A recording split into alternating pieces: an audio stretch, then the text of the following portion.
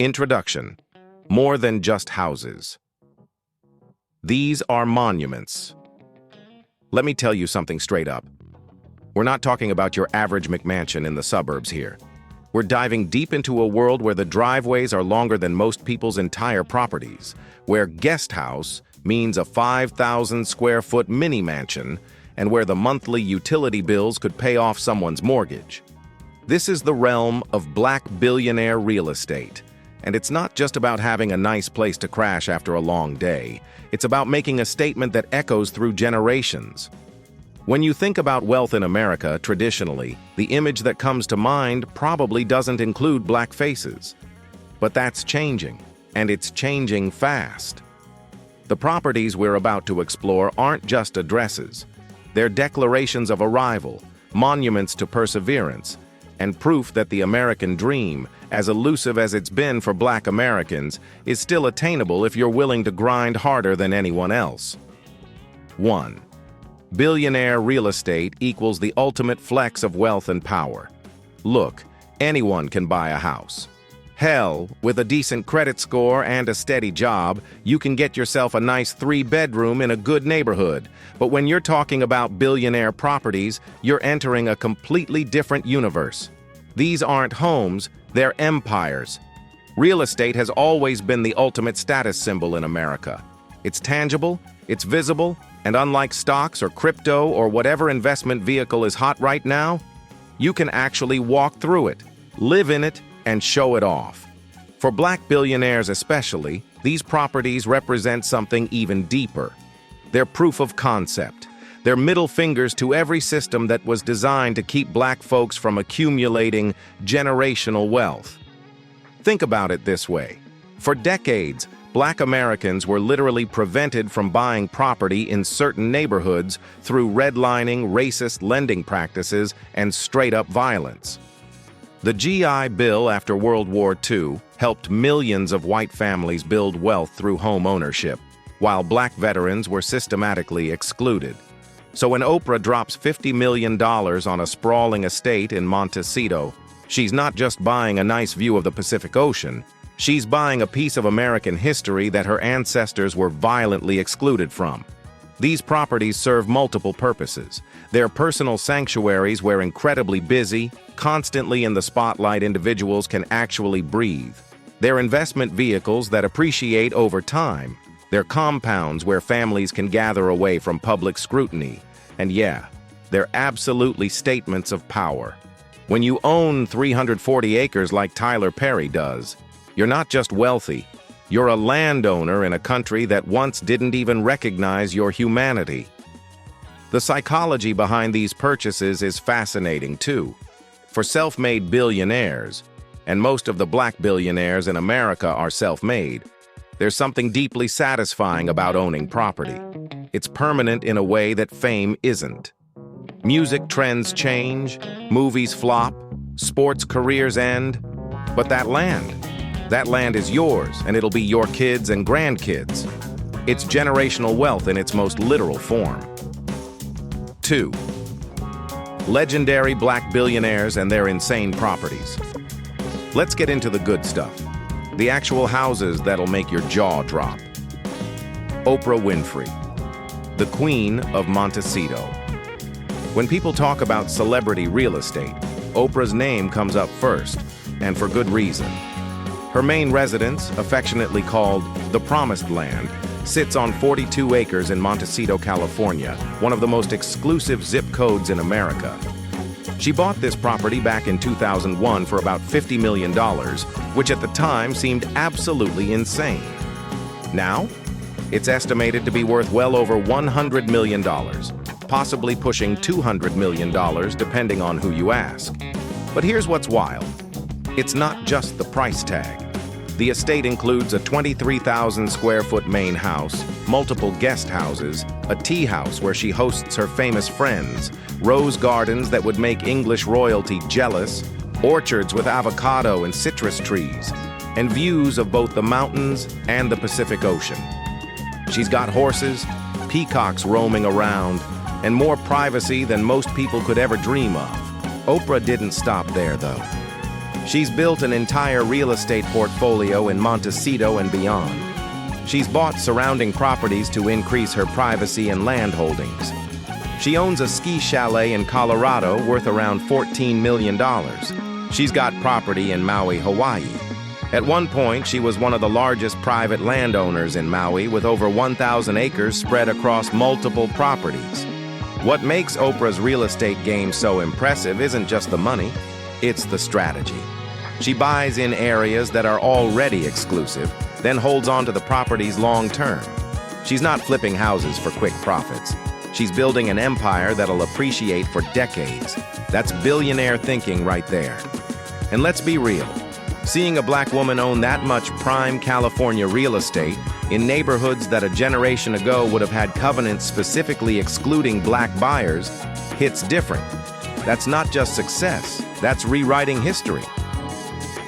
Tyler Perry, building a literal kingdom in Atlanta. If Oprah is the queen, Tyler Perry might be the king, at least in terms of sheer size.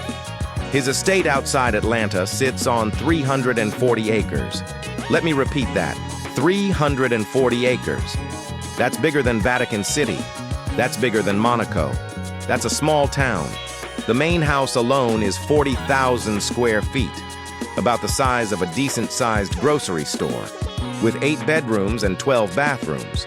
But that's just scratching the surface.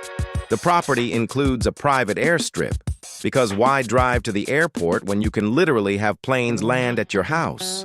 A massive organic farm where he grows his own food, a private lake, multiple guest houses, an infinity pool that looks like it belongs at a 5-star resort, tennis courts, a gym that rivals most commercial facilities, and even a private chapel. Tyler's not playing around. He's created a completely self-sufficient compound where he could theoretically never leave and still have everything he needs. During the pandemic, while everyone else was going stir-crazy in their apartments, Tyler was chilling on his 340-acre estate with his own farm, his own lake, and his own airstrip. Different problems, you know. What's particularly significant about Tyler Perry's real estate holdings is where they are.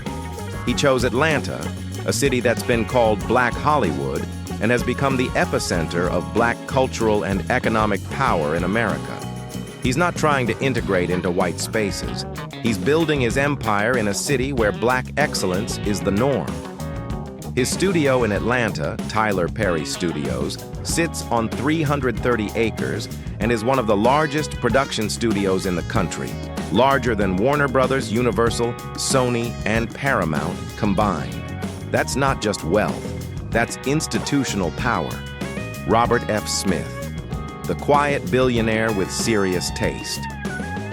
Robert F. Smith isn't as much of a household name as Oprah or Tyler Perry, but in financial circles, he's a legend. As the founder of Vista Equity Partners, he's built a fortune estimated at over $9 billion, making him one of the richest black Americans ever. And his real estate portfolio? It's as impressive as you'd expect. His main residence in Denver, Colorado, is a modern architectural masterpiece perched in the hills, offering panoramic views of the Rocky Mountains. He snagged it for around $14 million, which in billionaire real estate terms is almost modest. But here's the thing about Robert Smith. He's not flashy. His properties are sophisticated, carefully curated, and strategically located. Beyond Denver, Smith owns properties in Malibu, New York, and abroad. He's invested in real estate in London and other international markets. His approach to property is more like a private equity deal. He's looking at appreciation potential, tax advantages, and long-term value. It's less about showing off and more about smart wealth management. What sets Smith apart is his discretion.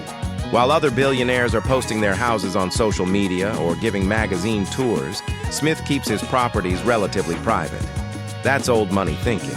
Real wealth doesn't need to announce itself. It just exists, quietly appreciating in value while generating tax benefits and serving as collateral for even more wealth-building activities. Jay-Z and Beyoncé, the power couple's record-breaking real estate. When you're arguably the most powerful couple in entertainment, You don't just buy houses, you break records. In 2023, Jay-Z and Beyoncé made headlines by purchasing a Malibu mansion for $200 million, setting the record for the most expensive home ever sold in California history. Let that sink in. $200 million for a single house. The property is a 30,000 square foot concrete and glass architectural masterpiece designed by renowned Japanese architect Tadao Ando. It sits on 8 acres with direct beach access, representing the ultimate combination of art, luxury, and location. The purchase was made entirely in cash, by the way, because when you're worth over $2 billion combined, financing is more of an inconvenience than a necessity. But this isn't their only property. They own a mansion in Bel Air they bought for $88 million, a penthouse in New York City, property in New Orleans, Jay-Z's got a thing for New Orleans, and various other holdings across the country. Their real estate portfolio alone is worth over $500 million.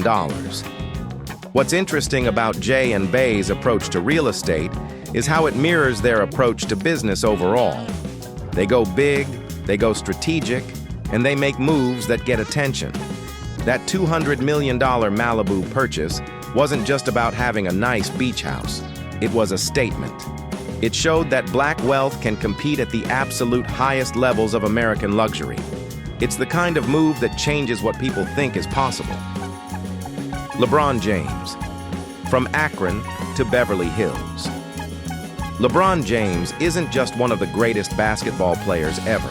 He's also become a serious real estate investor and a cultural icon who's turned his athletic success into a business empire. His Beverly Hills mansion, which he purchased for $36.75 million, spans 13,000 square feet and includes 8 bedrooms, 11 bathrooms, a movie theater, a cigar room, very important, a pool, and every other amenity you'd expect from a property in that price range. But what's significant about LeBron's real estate journey is how it mirrors his life trajectory. He grew up in Akron, Ohio, often in unstable housing situations. His mom struggled. There were times when they didn't have a permanent place to live. Fast forward, and he's buying multi-million-dollar properties in the most exclusive neighborhoods in America. That's not just success. That's a complete rewriting of your family's economic reality. LeBron also owns property in his hometown of Akron, property in Los Angeles beyond his main residence, and has made strategic real estate investments through his business ventures. He understands that athletic careers are finite, but real estate appreciates forever, well, in the right markets. He's building wealth that'll last long after his playing days are over. DJ Khaled, living his best life on Miami's waterfront. DJ Khaled's whole brand is about living your best life, being grateful, and achieving success. And his $25.9 million waterfront mansion in Miami embodies all of that. The property sits on Biscayne Bay with 80 feet of water frontage, includes a 5-bedroom main house, a 2-bedroom guest house, a resort-style pool, and of course space for his jet skis, because DJ Khaled loves his jet skis. What makes Khaled's property particularly notable is how it reflects his personality. It's bold, it's luxurious, but it's also fun. He regularly shows off his house on social media, giving fans a glimpse into billionaire or near-billionaire living. His property has become part of his brand. When you see those Instagram videos of him watering his plants or giving thanks for another day, you're seeing that waterfront Miami lifestyle that he's worked incredibly hard to achieve. Khaled represents a newer generation of black wealth builders who aren't shy about showing their success. While old money might prefer discretion, Khaled's approach is about inspiration, showing kids from similar backgrounds that this level of success is achievable if you work hard enough and stay focused. 3. How did these fortunes get built? The money behind the mansions. All these properties are impressive, but let's talk about what really matters. How did these folks get the money to buy them in the first place? Because understanding the wealth is just as important as admiring the real estate. Technology and finance. The New Frontier. Robert F. Smith built his fortune through Vista Equity Partners, which specializes in investing in software companies. He saw early on that enterprise software was going to be huge, and he built a private equity empire around it. His firm manages over $100 billion in assets. That's not entertainment money or sports money. That's institutional generational wealth. He's playing in the same league as the biggest financial players in the world. The significance of black billionaires in tech and finance can't be overstated. These industries have historically been even more exclusive than entertainment or sports. Breaking into private equity, venture capital, and tech investing requires access to networks, capital, and education that have traditionally excluded Black Americans. Smith's success opens doors for the next generation of Black investors and entrepreneurs. Music and entertainment, turning creativity into capital. Jay-Z's journey from selling CDs out of his trunk to becoming a billionaire is legendary. But it's not just about music sales. It's about ownership. He founded Rockefeller Records, Roc Nation, a full-service entertainment company, invested in Tidal, the streaming service, has stakes in cognac brands, champagne brands, cannabis companies, and made strategic investments in companies like Uber early on. He understood that the real money isn't in being the talent. It's in owning the platforms, the rights, and the companies. Beyoncé's wealth comes from similar sources. Touring. Her Renaissance tour grossed over $500 million. Music rights, production companies, fashion collaborations, and strategic investments. Together, they've built a business empire that extends far beyond entertainment. Tyler Perry's path is equally impressive. He started by writing, producing, and starring in his own stage plays, touring them around the country and building a grassroots fan base. He leveraged that into movies, TV shows, and eventually his own studio. But here's the key: he owns everything. Most of his content is 100% owned by him. No studio taking a cut, no partners diluting his profits. That's how you build real wealth in entertainment. Oprah's fortune came from her talk show initially, but she was smart enough to own the production company that produced it. She then leveraged that into OWN, Oprah Winfrey Network, various production deals, a magazine, book club deals, and strategic investments. She's worth an estimated $2.5 billion because she understood early that ownership is everything. Sports and media, leveraging athletic success. LeBron James makes good money from basketball. He's earned over $400 million in NBA salary alone. But his real wealth comes from endorsements. His lifetime Nike deal is worth over $1 billion. Production companies, Spring Hill Company, investment partnerships, and smart real estate moves. He's been strategic about building brands and businesses that'll outlast his playing career. The pattern across all these success stories is clear. Initial success in one area, music, sports, entertainment, leveraged into ownership, strategic investments, and business building. They're not just earning money, they're building wealth machines. 4. The historical and social significance, more than money. We need to take a minute and really understand what these fortunes and properties represent in the broader context of American history. Because this isn't just a feel-good story about rich people buying nice houses.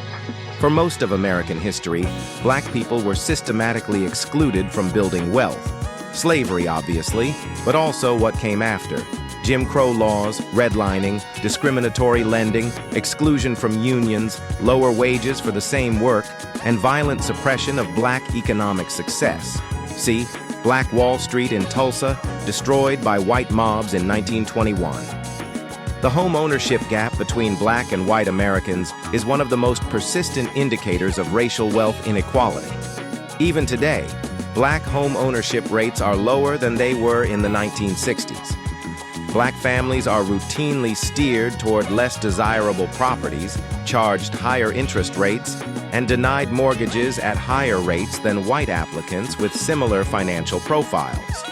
So when we see black billionaires not just owning homes, but owning estates, compounds, and portfolios worth hundreds of millions of dollars, it's historically significant. It represents a level of wealth accumulation that was literally illegal for most of American history and practically impossible for most of the rest. These billionaires are joining, and in some cases redefining, the American wealth structure. They're not just integrating into existing wealthy neighborhoods. In cases like Tyler Perry in Atlanta, they're creating new centers of black wealth and power. They're proving that black entrepreneurship, creativity, and business acumen can compete at the absolute highest levels. There's also a symbolic importance that can't be ignored. When young black kids see Oprah's estate or Jay-Z's empire, they're seeing possibility. They're seeing that the ceiling is higher than they might have thought. Representation matters, and that includes representation of wealth and success.